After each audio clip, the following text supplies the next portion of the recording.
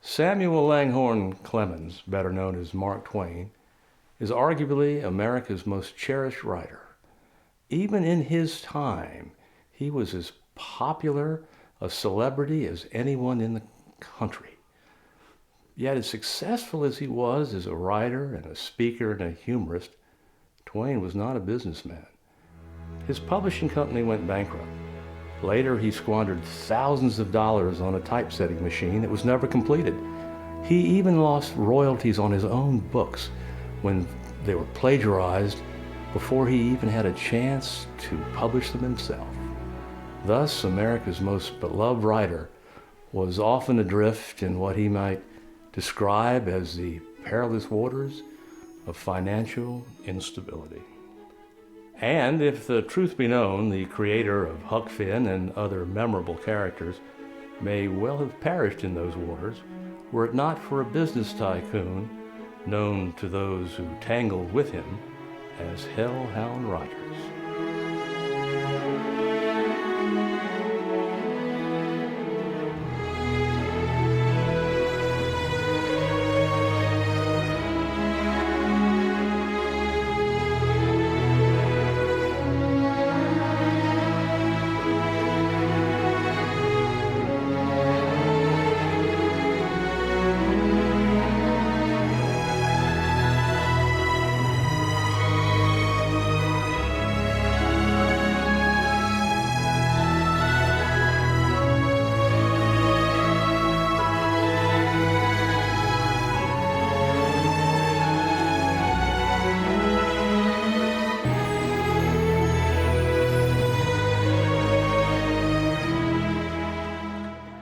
Mark Twain coming to any town to entertain its folks was always an event no one wanted to miss.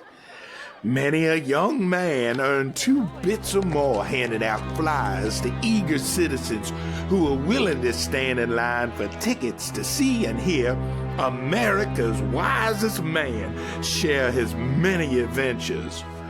Only this day, the joy of his arrival was not shared by all. Mr. Carl Dollarhide had his own reasons to seek out Mr. Twain.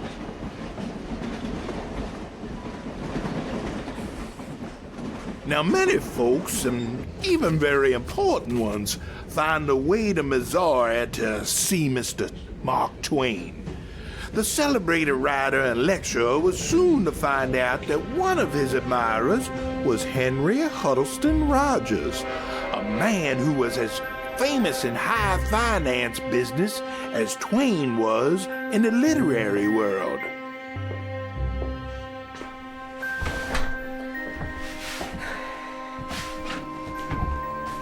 Oh, Buck, give me that broom. Now I want you to go down to Mr. Harris's and grab me about a dozen cigars. Yes, ma'am. And don't you go hanging about. Now, as Mr. Rogers stepped off the train, he hoped he could hide out for a day or two. He looked forward to sitting back in his hotel room, sipping special Scotch whiskey and smoking Cuban cigars. And he would relax and simply be no one special.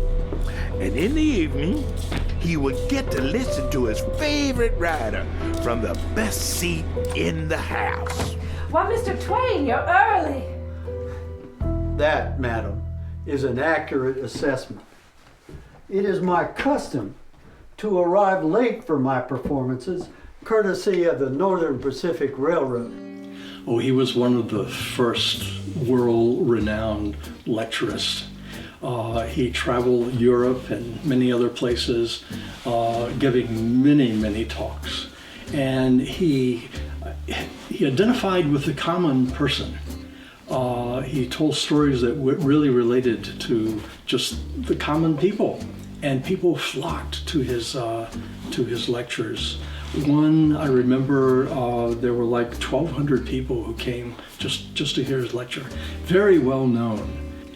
His first lecture was before a printing association, and then some years later, his last lecture was actually before a girls' school in Baltimore. And gosh, he must have given almost 1,000 lectures during that span of 50 or so years. Quite prolific. One of his trademarks was the white suit that he wore. He took that as this is his symbol, and he really didn't want to be photographed in any way when he was not wearing that white suit. And I bet many of us, when we think of Mark Twain, picture him in that white suit. Cattle Baron Carl Dolarhyde had plans for Twain that involved an unexpected ride to the Dolarhyde spread to meet up with a man who was not exactly fond of clever speeches or homespun stories. His dealings with the writer had not proved profitable, and Mr. Dolarhyde was all about profit. You are Miss Colette Devereaux, the proprietress of the theater? Well, indeed I am, Mr. Twain, and having you in our little town is just so very exciting and thrilling and... I am so pleased to make your acquaintance. Please, go to no trouble on my... Mr. Harris says they're better... Young man? Sir? To Roger's dismay, word had gotten out that a very important visitor was on the noon train.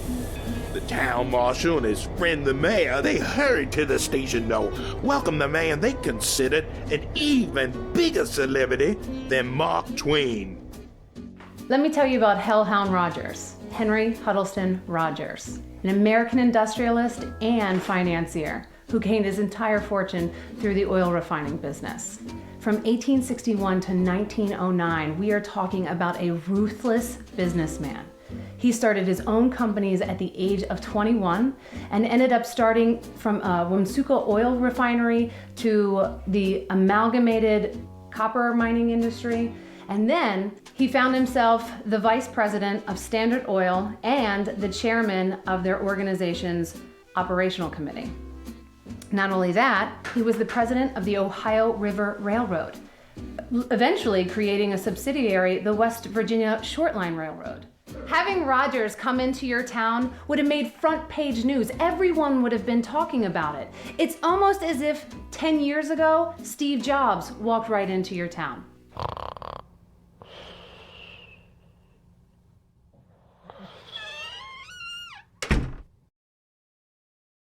What are you men doing?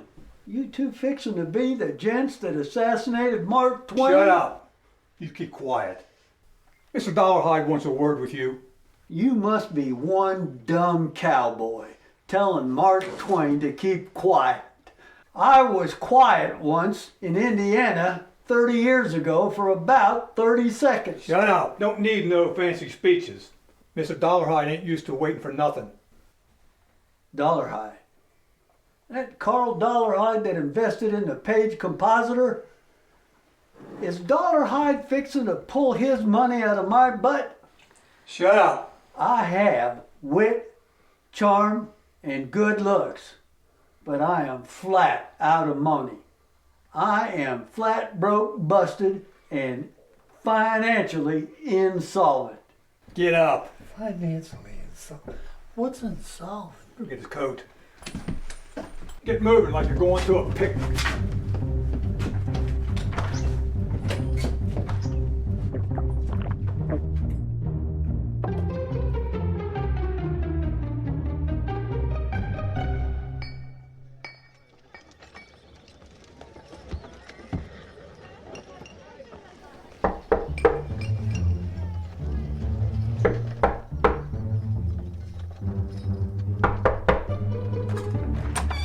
Mr. Twain? Mr. Twain?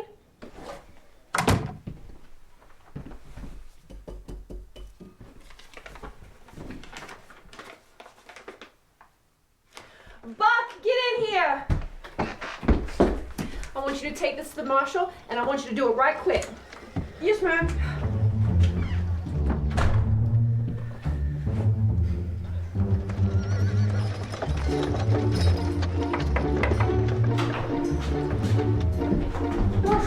Marshal,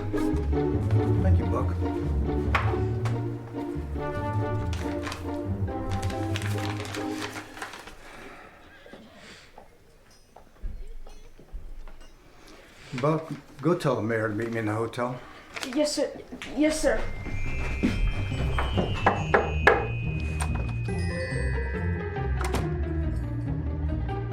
Well, we're sorry to disturb you, Mr. Rogers. Good afternoon, Mr. Rogers.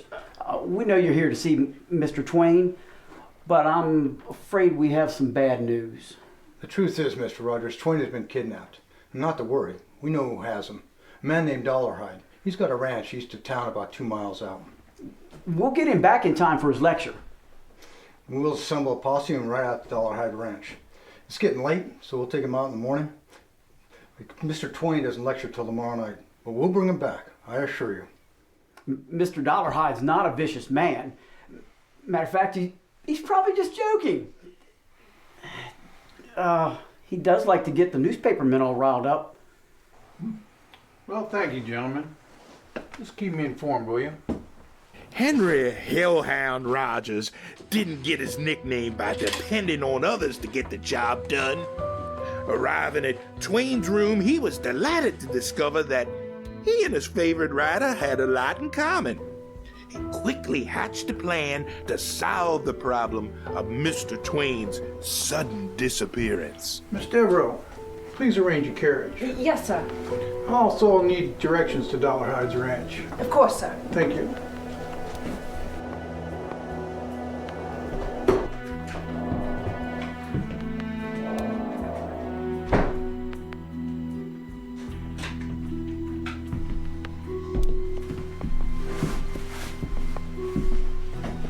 Well, as I live and breathe, Carl Dollarhide, financial investor extraordinaire. I suspect you are as unhappy with our investment in the Page Compositor as I am. Sam Clemens, I heard you were dead. Rumor of my death has been greatly exaggerated. Don't be glib with me, Mr. Mark Twain. Your shenanigans will only get you hurt. You told me that investing in this Page Compositor contraption would revolutionize the publishing industry and return my investment as a guarantee tenfold. Dollarhide, you lack the sense of a wooden sidewalk. One of the things that Twain liked was inventions. He dabbled in a little bit of inventing himself. Unfortunately, he lost a lot of money by doing that. The most notable downfall of his was investing in an automated printing press. Unfortunately, it was so complicated and inconsistent that it never made it to market. He invested $300,000 of his own money then. Today, that's worth like $8 million. That is quite an investment. So a lot of it was his own money. He used a lot of the inheritance of his wife and the money from other friends. And so he had to declare bankruptcy as a result of all of that. But true to his character, later he had to do a lot of lecturing just to make money to make up for that. And as he could, he paid back everybody to whom he was indebted from that bankruptcy.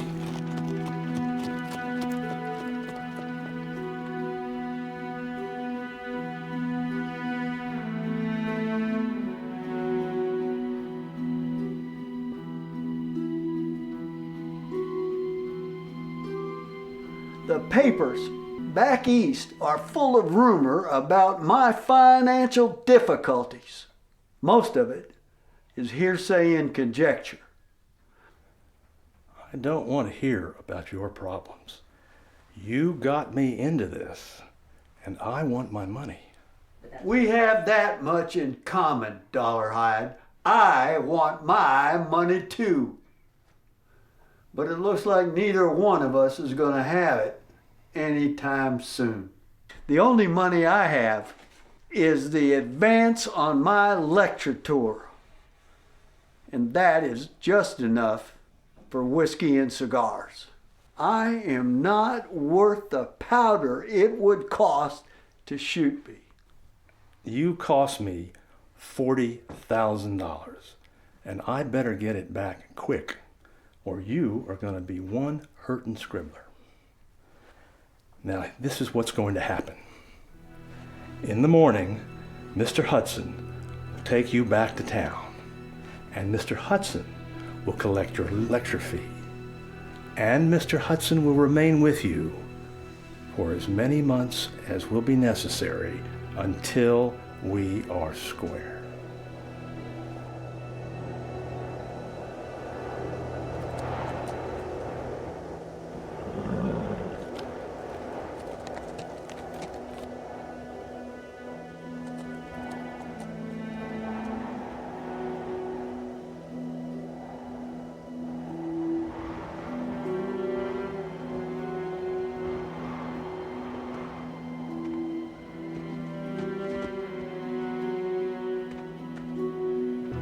Hold up, mister. You're way off the trail.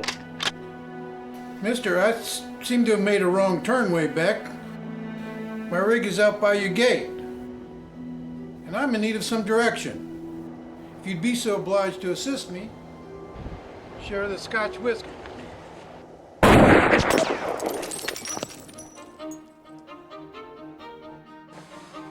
Way too early for the marshal to be here. Go out and see what those fools are up to. Now, gentlemen, why'd you have to go and do that? Good Scotch whiskey is hard to find.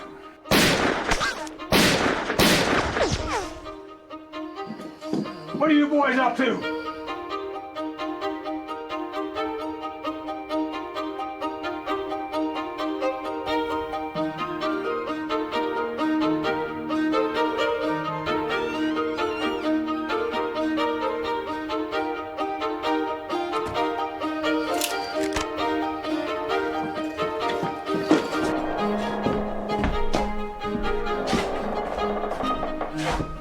Mr. Dollarhide, I presume. And who the hell might you be? Let me introduce myself. Henry Huddleston Rogers, The Hellhound Rogers? in the flesh. I believe I'm here to solve two of your problems. Two problems? What two problems might that be? First, the help you have here. Second, it's the money you believe this man owes you. And how is it that you can help with that? You must let me explain. On the first point, you need to improve your interview process. Only you can help with that. As for the money this man owes you, Everything, sir, has its limits. You cannot educate lead into gold. it appears that you two gentlemen have made a bad investment. I have made some bad investments myself. What we'll do is travel to the Cold Armory, get a look at this contraption. If the compositor has no more value, this conversation is ended. Sam Clements, Mark Twain, I presume. The same, sir. And you're Hellhound Rogers.